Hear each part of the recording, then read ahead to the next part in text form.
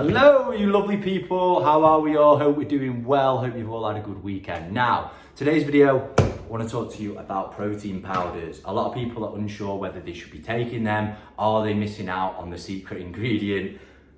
Protein. Okay, so first of all, protein powders are not magic. You're not going to take a protein drink once a day and suddenly start building muscle.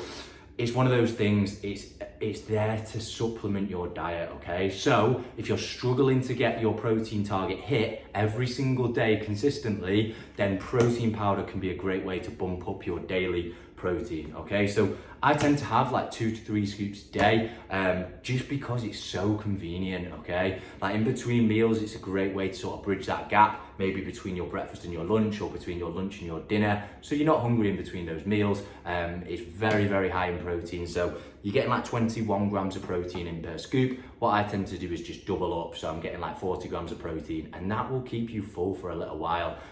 It's also really, really tasty. This one's cinnamon donut flavor, but you can get a lot of really nice tasting proteins these days. It used to be just chocolate, strawberry, banana. Now there's tons of different ones, so just find the flavors that you like. It's so convenient because you can take it with you on the go.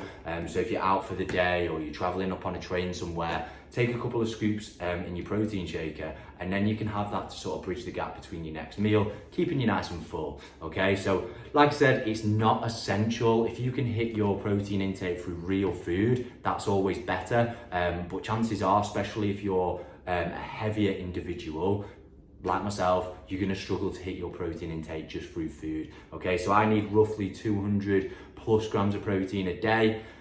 If I did that just through food, I'd be eating all the time. So with this, it's really, really helpful. I have a couple of scoops in the morning, and I'll have a scoop in between sort of lunch and dinner. You might not need that much. If your protein intake's a little bit lower, you might be able to hit it just for your food, but it's an option to have if you're always falling short of your protein intake, then looking to getting a nice whey protein, okay? So whey protein is probably the cheapest form of protein out there.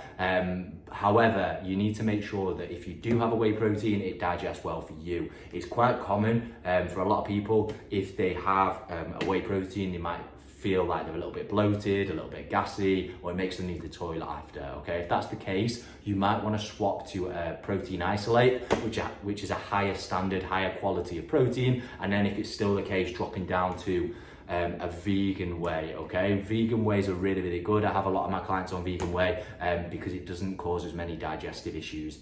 If someone is maybe lactose intolerant or very sensitive to whey protein, vegan whey is brilliant, and a lot of the time you won't have any digestive issues.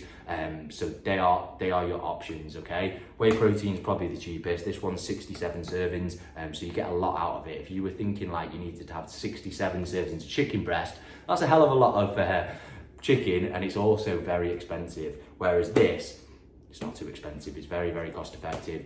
It's reasonably cheap. Just have a tub in your cupboard. It's great because you don't just need to have it as a protein shake. I think a lot of people think, oh no, I don't want to drink a protein shake, that's horrible. But you can mix it in with your oats to make protein oats, which is really tasty. You can mix it in with like Greek yogurt to make a bit of a dessert.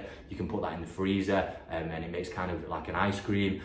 Or you can just shake it up with your cereal and use that as the milk to bump up the protein intake in stuff like your cereal, or you can bake with it. There's so many options. It doesn't just have to be a protein shake that you drink down.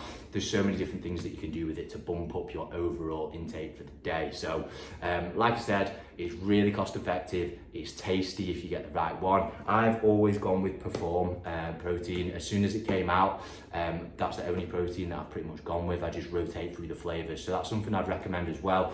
Having a couple of different flavors in, or rotating through flavors so you don't get bored of it. There's some amazing flavors out there now, like carrot cake, chocolate brownie, loads of different ones. So find a couple that you really like, and then start seeing how you can incorporate it into your food. So like I said, into your cereals, into your oats, into your Greek yogurt. You can bake with it and make sort of like brownies, protein bites, that kind of thing. So there's so much you can do with it. But like I said, it's not a magic supplement. It's just there to help you reach your protein intake. And if you can do that without it, then fair play to you, just stick with that.